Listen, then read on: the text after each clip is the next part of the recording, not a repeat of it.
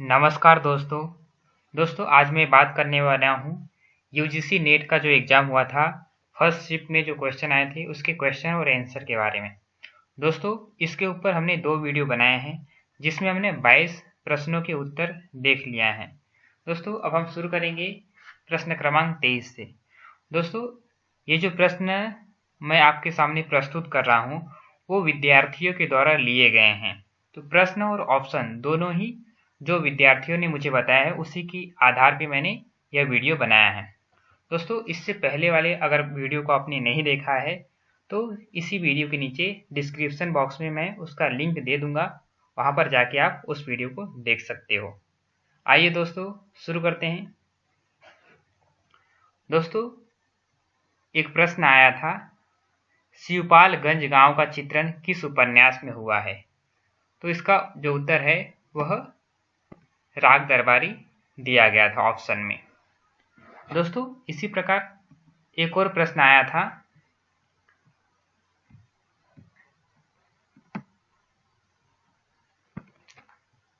तीसरी कसम कहानी में किस गांव का उल्लेख हुआ है? दोस्तों इसमें 4 ऑप्शन दिए गए थे। 4 ऑप्शन में से आपको 2 ऑप्शन का चुनाव करना था, जिसमें एक ऑप्शन जो कि विद्यार्थियों के द्वारा मुझे मालूम हुआ है वह है फारबिसगंज। इसके अलावा दोस्तों एक और कोई ऑप्शन दिया गया था, परंतु विद्यार्थियों को याद न होने के कारण उन्होंने मुझे एक ही ऑप्शन बताया है, तो वो ऑप्शन था फारबिसगंज। इसके अलावा एक और कोई ऑप्शन दिया गया था, वो ऑप्शन मीना बाजार या और कोई भी हो सकते हैं। दोस्तों एक प्रश्न आया था, कालक्रम के अनुसार कवियों का संगत वर्ग है, जिसमें दोस्तों ऑप्शन दिए गए थे श्रीधर पाठक, अयोध्या सिंह उपाध्याय, गया प्रसाद शुक्ल, राम नरेश त्रिपाठी। दोस्तों ये ऑप्शन विद्यार्थियों के द्वारा दिए गए हैं, तो इसकी मैं कोई भी दावा नहीं या पुष्टि नहीं करता हूं कि यही ऑप्शन दिए गए थे, परंतु मैंने कई विद्यार्थियों से बात किया तो उन्होंने मुझे बताया कि श्रीधर पाठक, अयोध्या सिंह और राम नरेश त्रिपाठी यह ऑप्शन उन्होंने बताया, परंतु कुछ विद्यार्थियों ने कहीं पर गया प्रसाद शुक्ल सनेही बताया तो किसी ने जगन्नाथ दास रत्नाकर बताया है। तो इसलिए ये जो तीसरा ऑप्शन है इसकी मैं पुष्टि नहीं करता हूं, तो परंतु ज़्यादातर विद्यार्थियों ने श्रीधर पाठक, अयोध्या सिंह उपाध्याय और राम नरेश त्रिपाठी इसके ऊपर प्रश्न आया था यह स्वीकार किया है। तो हम इसे देख लेते हैं। श्रीधर पाठक इनका जो जन्म हुआ था वह 1859 में हुआ था। अयोध्या सिंह उपाध्याय इनका समय है 1865, और अगर जगन्नाथ दास रत्नाकर आए होंगे तो उनका जन्म हुआ था 1866 में। गया प्रसाद शुक्ल सनेही का जन्म हुआ था 1883 में। राम नरेश त्रिपाठी इनका जन्म हुआ था 1889 में। दोस्तों ये सभी द्विवेदी युग के कवि हैं। दोस्तों एक और प्रश्न आया था जो कि रचनाओं के ऊपर आया था कि कालक्रम से रचनाओं का संगत वर्ग है। दोस्तों इसमें 4 ऑप्शन दिए गए थे। विद्यार्थियों में कुछ कन्फ्यूजन था काव्यादर्श और काव्यालंकार को लेकर, इसलिए मैंने दोनों ही ऑप्शन इसमें लिख दिया है। दोस्तों काव्यालंकार यह भामह की रचना, इसका समय 6वीं शताब्दी है। काव्यादर्श इसका समय 7वीं शताब्दी है। काव्यालंकार सूत्र इसका समय 8वीं शताब्दी है। अभिनव भारती इसका समय 10वीं शताब्दी है, और औचित्य विचार चर्चा इसका समय 11वीं शताब्दी है। तो इसका क्रम इसी प्रकार से रहेगा, काव्यालंकार, काव्यादर्श, काव्यालंकार सूत्र, अभिनव भारती, औचित्य विचार चर्चा।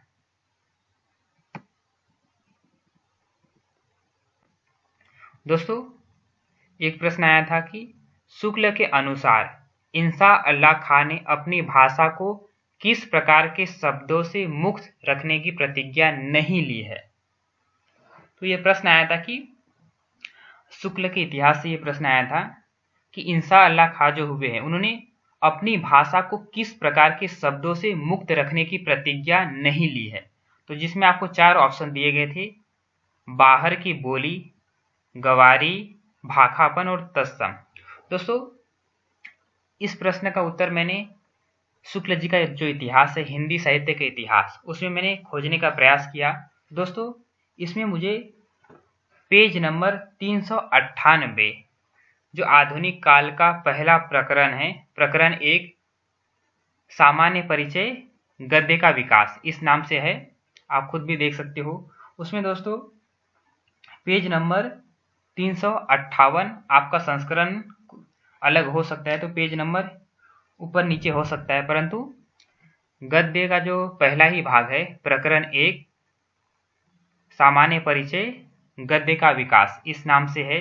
उसमें दोस्तों इंसा अल्लाह खां, तो इंसा अल्लाह खां का जो परिचय दिया गया है दोस्तों, इसमें शुक्ल जी ने लिखा है, मैं आपको पढ़ के सुना देता हूं।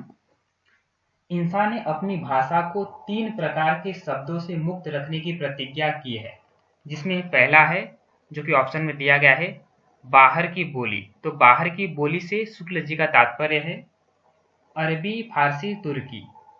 फिर दूसरा जो है गवारी, गवारी से उनका तात्पर्य है ब्रज भाषा, अवधी आदि। और तीसरा जो ऑप्शन है भाखापन, इससे तात्पर्य है संस्कृत के शब्दों का मेल।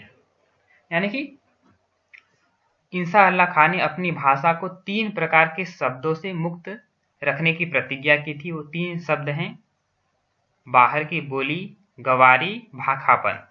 तो उन्होंने किस शब्द की प्रतिज्ञा नहीं ली है, तो वो तत्सम, यानी कि ऑप्शन 4। दोस्तों मैं जो भी उत्तर आपको बता रहा हूं, मेरी पूरी कोशिश है कि आपको प्रमाण के साथ उसका उत्तर दिया जाए, तो आप इसे स्वयं भी देख सकते हो। दोस्तों एक प्रश्न आया था, तोपर वारो उर्वशी, ये जो बिहारी का दोहा है, तोपर वारो उर्वशी सुनी राधिके सुजान, तू मोहन के उर्वशी है उर्वशी समान, ये दोहा आया था। और इसके नीचे एक प्रश्न दिया गया था कि इस पंक्ति में सखी नायिका से क्या कहना चाहती है। दोस्तों विद्यार्थियों ने बताया कि इसमें 4 ऑप्शन दिए गए थे और 4 ऑप्शन में से एक ऑप्शन का चुनाव करना था। दोस्तों विद्यार्थियों ने जो बताया उसके आधार पर इसका सही उत्तर होगा सखी नायिका को मान छोड़ने के लिए कहती है। दोस्तों अगर आप इस दोहा का अर्थ देखोगे तो इसमें कहा गया है कि तोपर वारो उर्वशी, तो जो नायिका की सखी है वो नायिका को कहती है कि तुम्हारे ऊपर तो उर्वशी नाम की अप्सरा को भी निछावर किया जा सकता है और तुम श्री कृष्ण के हृदय में उर्वशी के समान बसी हुई हो।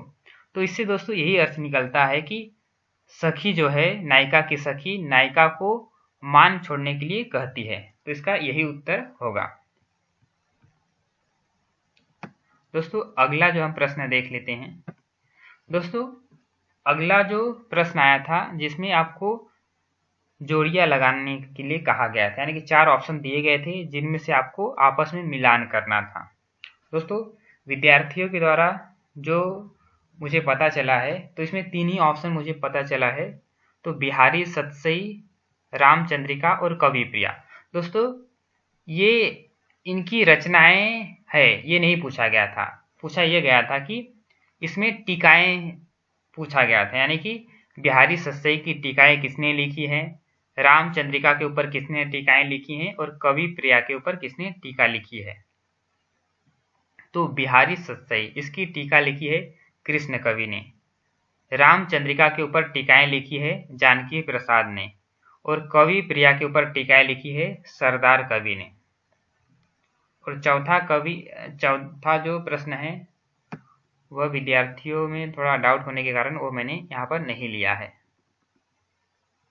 उसी प्रकार दोस्तों एक और प्रश्न आया था जिसमें आपको आपस में मिलान करना था, तो इसमें ऑप्शन दिए गए थे श्रृंगार मंजरी, जिसका ऑप्शन दिया गया था चिंतामणि, साहित्य सार, इसका ऑप्शन दिया गया था मतीराम, और रस रहस्य, इसका ऑप्शन दिया गया था कुलपति। दोस्तों इसमें भी विद्यार्थियों के द्वारा मुझे 3 ही ऑप्शन का पता चला था, इसलिए इसमें मैंने 3 ही ऑप्शन लिए हैं। अगर आपको चौथा ऑप्शन याद हो तो आप इसे कमेंट बॉक्स में लिख के बता सकते हैं। दोस्तों एक और प्रश्न आया था, इनमें से आर्य भाषा नहीं है। दोस्तों 4 ऑप्शन दिए गए थे, पहला यूनानी, दूसरा अरबी, तीसरा फारसी और चौथा है लैटिन। दोस्तों 4 ऑप्शन दिए गए थे और पूछा गया था कि इन चारों में से आर्य भाषा कौन सी नहीं है। तो दोस्तों इसका जो सही उत्तर है वह है ऑप्शन 2, यानी कि अरबी जो है वह आर्य भाषा के अंतर्गत नहीं आता है। बहुत से विद्यार्थियों ने अरबी भाषा को आर्य भाषा मान लिया था। उन्होंने मुझे बताया कि क्योंकि हिंदी साहित्य पढ़ते हैं तो उसमें उन्हें हमेशा ये पढ़ने को आता है कि कवियों ने अरबी फारसी के शब्दों का प्रयोग किया है, इसलिए उन्होंने भूलवश अरबी भाषा को भी आर्य भाषा मान लिया था। कुछ विद्यार्थियों ने मुझे ऐसा कहा, परंतु दोस्तों इसका जो सही उत्तर है वो अरबी, क्योंकि अरबी भाषा दोस्तों यह आर्य भाषा परिवार में नहीं आता है, यह सामी भाषा परिवार के अंतर्गत आता है, इसलिए इसका सही उत्तर होगा अरबी। दोस्तों अगला जो प्रश्न है सरदार पूर्ण सिंह के निबंध है। तो दोस्तों 4 ऑप्शन दिए गए थे, जिनमें से 2 ऑप्शन गलत थे। तो जो सही ऑप्शन दिए गए थे वो था कन्यादान और सच्ची वीरता। यह दोनों ही निबंध सरदार पूर्ण सिंह जी के हैं।